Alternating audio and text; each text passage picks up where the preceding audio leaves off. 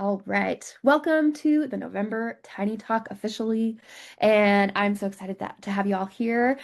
Nice to see some familiar names and also some new faces. And yeah, super excited to be here. We've got a really fun talk today that I affectionately dubbed Where Be the Treasure. This is a this is something that I, as a web designer, had started kind of learning about, started doing when I did a UX design boot camp a few years ago. I've worked in software and QA testing previously to starting my web design company, Lark About Design, last year in March. And so it was something that I was familiar with. But then in my work as a web designer and working with tiny businesses and nonprofits, I've really kind of adjusted the way that I approach this idea of journey mapping in order to really help out tiny businesses who don't have a full-time UX designer, who aren't a software product, but they're just service providers, or sometimes e-commerce, sometimes selling like physical items, which is of course also very important, but typically more I work with service providers. So this Where Be the Treasure talk is really particular to service providers today. Awesome. And my name is Lark. Sorry, I kind of missed that. My name is Lark Fraser. My pronouns are she or they. Both are fine. And yeah, I am the founder of Lark About Design Co., which is a web design and marketing company specifically for tiny businesses and nonprofits. And we're really hoping Rory Moon is able to make it today. He's got a really awesome talk on automation versus AI, which we'll get to after the Where Be the Treasure talk, and they dovetail really nicely. And if he's not able to make it today, then we'll follow up with an email. And he always has great stuff to share. He's really my go-to person on automation. Whenever I have a question, he's my guy. Alrighty, so Where Be the Treasure, client journey mapping. So in the world of UX and in the world of software, this whole customer journey map, it can get really complex, right? So we can see like these are just some different examples that I pulled from Google. And this is kind of how I learned about this customer journey idea. And as you can see, there's all these stages, and we've got awareness, consideration, decision, delivery, use, loyalty, advocacy, like all of these different touch points, right? We've got just they can get really complex. And so I think I was like a little hesitant or I just was sort of unsure, like, how do I take this thing that's obviously really useful, but in a software context would take like a person or a team of UX designers, it could take them weeks or, potentially even longer to put together, depending on kind of where a business is. But it's still this really useful thing. So I kind of have perfected this art of like, I almost call it like the 10-minute journey map because it really is something we can do so quickly. I use it in my business all the time, and it's also something that you can use and should reuse and reuse and reuse. Especially right now we're going into the holidays, and so it's a really great time to sort of be asking yourself, especially if you have like a Black Friday sale coming up, or if you have any events or launches, or you're planning on kind of reaching out to existing customers or new people to tell them about things that you're selling or any like deals you have going on or anything like that. It's always a great idea to kind of walk through this Where Be the Treasure sort of thing first. And really this idea, right? So we can take this customer journey and it's really complex, or we can essentially you can look at it as how do I get people from where they are to where I'm trying to get them to be. And it really is that simple. We can use it really for so many things, but essentially it's any question that starts with how do people blank, blank, blank, question mark. And so that can be how do people book a service with me? How do people join my email list? Connect to my website from my socials, right? That one actually gets really complicated. Kind of a marketing user journey is like when they see something on Instagram or Facebook or LinkedIn, how do they actually get all the way to buying a service from me? We can look at things like how do they register for an event? How do they onboard, right? How do they know how to start working with me?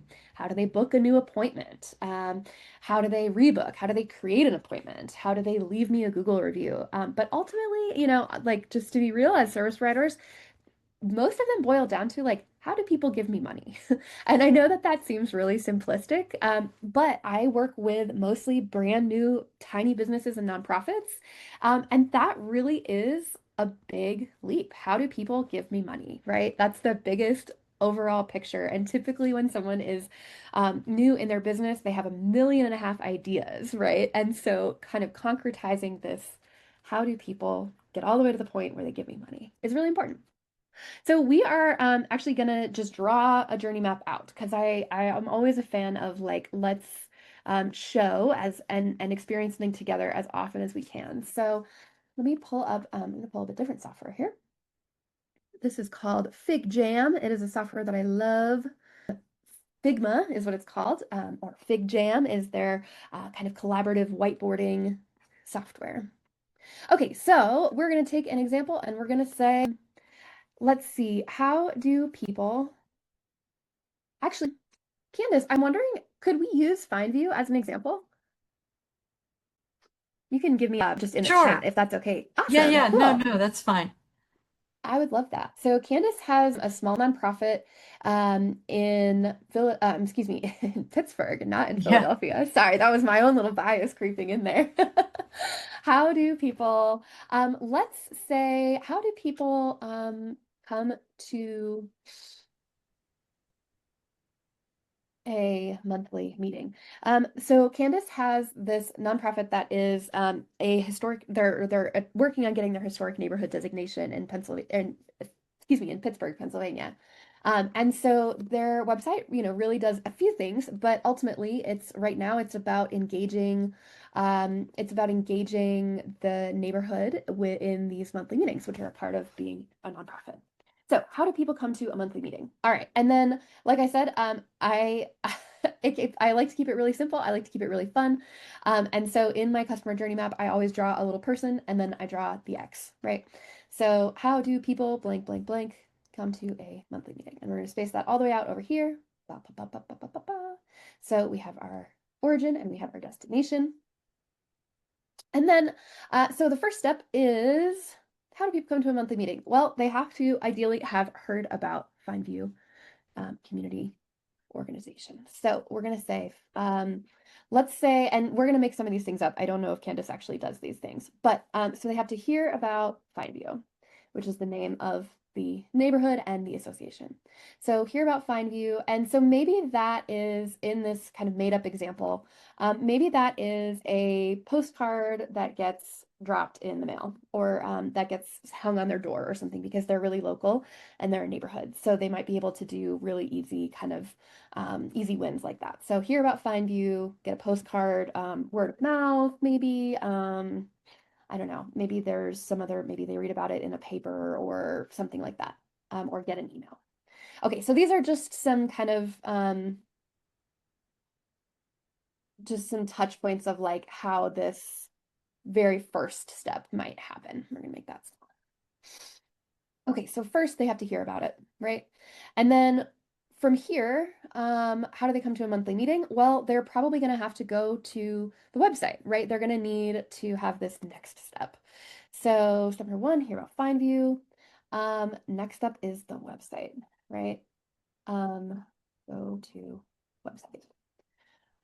All right. And then the next step after go to website, theoretically, is going to be, excuse me, I have a large bandage on my finger and typing is a little challenging.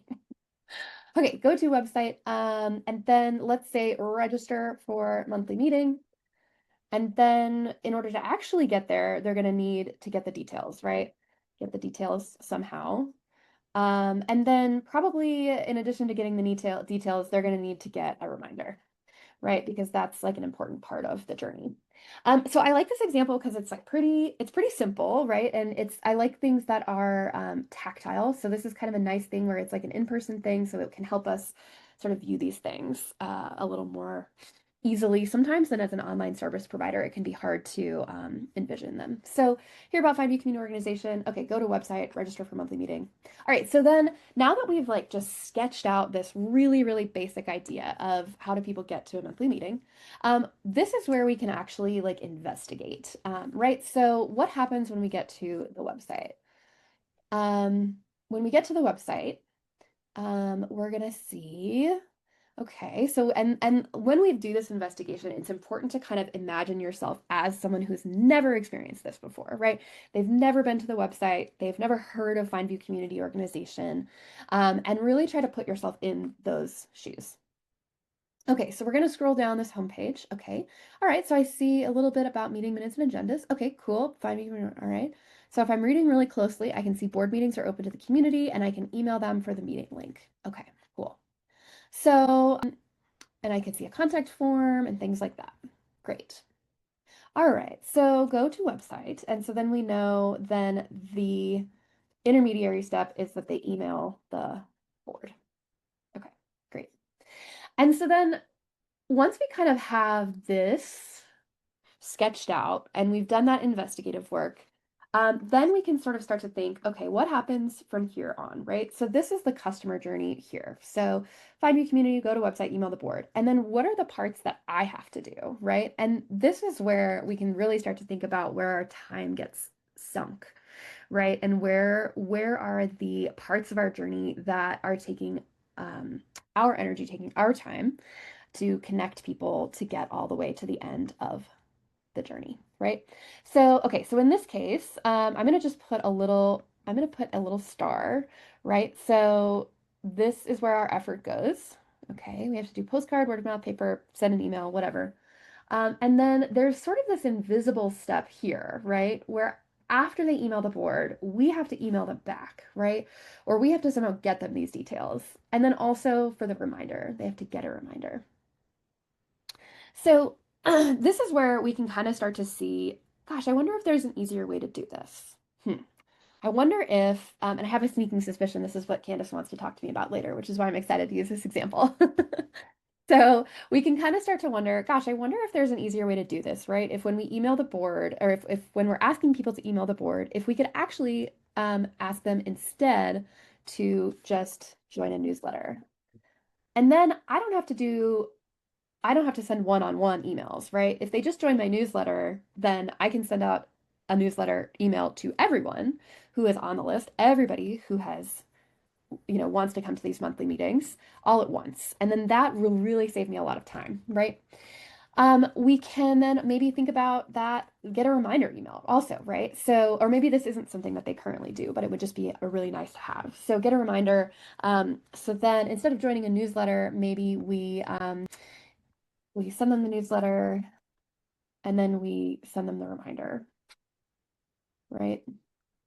And so you can kind of see how, pretty quickly we have, in this case, kind of without using any automation, right? In this case, we have created this alternate user journey pathway where we've really alleviated a lot of work. If 15 people emailed the board in a month, that would be 15 emails that I would have to send out versus if they just join a newsletter, we can just send out one email, things like that. So I love this example because it's really simple and it's pretty, it's a very clear thing. It gets more complicated when we're talking about a service-based business, right? So in my case, I'm gonna copy this. And also, by the way, I'm doing this in a whiteboard, but I highly recommend that when you do this with any sort of question that you have about your business or nonprofit, you actually do it on paper because again, the whole point is that we want to think about it really as simply as we can, because we're going to go back in and like layer on these other details. Okay, so how do people book a sidekick session with me? So this is like probably the most recent one that I had to do in my own business. So how do people book a sidekick session? So a sidekick session is something that I rolled out a little bit earlier this year, where essentially it's just an hour of my time that people can hire me for, and we can go in and troubleshoot something on your website, or we can look at your content, or we can, I've helped people like set up their email snafu, or they had, something weird happen with Google and we sorted that out. But essentially it's just like it's the kind of the smallest unit of a service that I have because it's just a 1 hour thing. Okay, so how do people book a sidekick session with me? Okay, so first thing is that they have to hear about it, right? That's usually as a marketer, I'm always in favor of like this seems really obvious, but honestly, this is like the main thing that I see people missing out on in their user journey, right? Is that service providers offer these things and they're like, why has nobody ever asked me about this particular thing? Why does nobody ever, I'm really not selling enough of these, or these aren't going over as well as I expected them to. And so I always want to encourage you, they have to hear about it, right? Put that as the first step of your user journey. You will save yourself a lot of hassle later on by investigating that first. Okay, so they have to hear about it. And then in my case, they go to my website. And then um, they go to my website. And then from here, they're going to, they go to the store section, which is something that I actually don't like right now. I think that's something I'm going to be changing. Or go to Book Me, I think is what it's called right now. Go to Book Me and then add product to cart, add to cart and check out. And then they have to schedule it. And then they have to show up. Right? That's like the last step. You have to show up. Cool. So this is the very basic flow. And then I'm going to go back in and add some details. So when they okay, so this was let me phrase it this way. So this was my initial idea for how I wanted these Sidekick sessions to go. So hear about it, go to my website, add it to the cart, check out, schedule, show up. And then I realized pretty quickly, like this part was going to be a little tricky. The add to cart, schedule, and show up. Because, if you are, especially if you've done, I mean, I think everyone at this point understands, like, it can be tricky to schedule with people. And so I really was like, man, I don't want to do a thing where I have to go back and forth emailing with people. I don't want to have to do a thing where I'm like looking to see who's purchased them and then following up, hey, let's go ahead and get this scheduled. So this is a great example of where I identified, man, automation is going to be really important here. Um, so this is an automation opportunity, is the scheduling, right? And so now instead of people, instead of me invoicing them and then having to email them to schedule, they literally are just buying it through my website, and then an automated email comes through with my calendar link and a thank you message, and they just book it on my calendar. So that is dramatically different from when I sell a website, right? And because when I sell a website, I do have to do all of that manually, which is fine. That makes sense at this point for me. Um, so I was able to introduce this automation opportunity here for scheduling, and then with that is all integrated, that is automated with my Zoom link, my calendar, and my email. So basically, three things happen at once when someone purchases. They get a link, they get an email with my Zoom link to schedule. And then once they get that calendar link, then they get a Zoom invite. And then we both get an email to let us both know that the purchase has been successful. And I know that, this is kind of one of those internet things where we just kind of expect this to happen, right? We as consumers, right, if you bought a candle from Target, you would expect all of this to happen kind of automatically. But we as business owners have to really do that nitty-gritty work of like each step of the process. And then, so once we've kind of looked at that. All right. So hear about it, go to website, go to book me. I'm realizing, there's a couple other things that are not actually, even right now, they're not a part of this journey. So a couple things that I have been noticing are missing, is that at the end, I really want to ask people for a review. Because I don't want to just have people book a Sidekick session. I want them to, hopefully it's been valuable enough that they then want to book another one.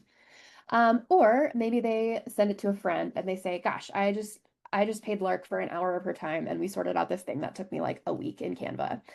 Which is that's a real thing that happens. Canva is like often a Sidekick session topic for me, which I love. So I want to ask people for a review. I want to, and in that, I'm going to say it's going to be a thank you email, ask for a review or a referral, which I guess could be like a rebook opportunity. So that is something that is currently missing from my journey map. And I want to add that. I'm going to start that for myself. And then the other thing that in doing this kind of have realized is like, actually, it's a little hard to find that on my website. It's something that I've mentioned to people and they're like really surprised to hear it, which to me says there's something going on here. They know about it, but they're like not getting to the end, right? So this could be an area that I need to improve. And that looks more like website design. That looks more like, is there something going on in the cart flow that's weird? And so that is where I will go back and I will put on that cap of like, what if I wasn't me, right? What if I wasn't me, and I had never been to my website before and had never worked with me? What would the experience look like? So yeah, that is two examples of kind of two different types of things. So one is more of a marketing problem, and one is more of a services problem. But ultimately, I hope that kind of helps you see the way that really just taking that like 10 minutes to sort of sketch out that journey can really help you identify some pretty cool things, pretty great ways that you can, both help your customers out and also save yourself a little bit of time or introduce things like automation or AI, which is not even something that we really talked about. All right. Well, I'd love to open it up for questions. That is what I've got today. Are there any questions about this user journey mapping? Awesome. Well, let me go ahead and I've got just a little final thing to share with you all um, before I pause the recording, and then we can kind of come off of camera if you want to continue to hang out for the last 15 minutes. But I just wanted to offer you all that I have a membership called the Awesome Websites membership. It is on my website. I launched it this summer, and it is packed full of little micro learnings that are like 5 to 10 minutes long about websites and marketing and things like that. I'm about to start working on a big productivity one. So I feel like that's been a big thing that I've learned about this year is sort of like how to use tools, how to use digital tools to improve your productivity in your business. So it's about things like, introducing people to the concept of email automation, newsletter automation, marketing funnels, things like that. And it's all really short, really hopefully very accessible types of lessons. There's a video, there's something to read, and then there's a do. So it's a watch, read, do system. So perfect for folks who are really busy. If you're interested in joining, I would love to have you there. And I'll give you 10 months off of your first month of any plan. The code is Tiny Talks. Awesome. And it is just the Awesome Websites membership on my website. And I'll make sure to send this out in a follow-up email as well. Awesome. Well, thank y'all so much.